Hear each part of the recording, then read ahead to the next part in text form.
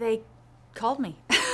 Another world picked up the phone and called me. So Procter and Gamble, who I had worked for all those years, called and asked if I would be interested in coming back. It was that simple.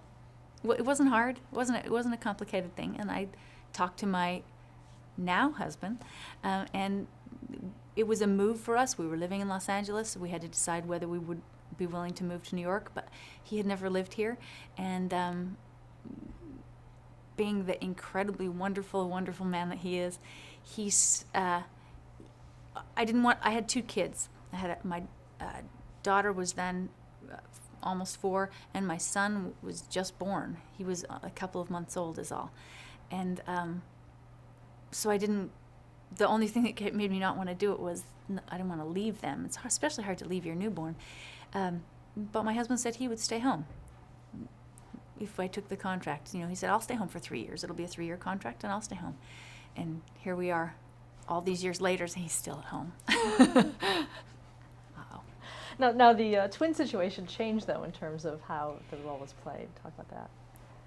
Because it's another very soap opera thing. Because in the meantime, of course, other talented women had gone on to play these twins. They had stayed popular. And Anne Heche had played the twins, and then Jensen Buchanan had played the twins. And kind of like me, both of them got worn out. I mean, usually after about one contract of it, you say, I'm really, really tired. This is very hard, and I don't want to do it. And I think that's sort of where Jensen was. She was at a point where she was saying, I can't play 2 characters for you all the I mean, it is the work of 2 actresses. You're doing the work of 2 actresses, and it tends to start to be hard. But they didn't want to give up this sister thing that had been so nice for all these years. So they called and asked if I would come back, and then they burned one of the sisters up in a fire so we could look different from each other. They never could explain how I got taller than her, but we could explain how I looked different. And how did she act differently between the time that you originated the character and now that you've come back to play her? Well, that was sort of fun because of course, Marley wasn't the Marley I had created when I came back. She was the Marley I had created, plus the Marley Anne had created, and plus the Marley Jensen had created.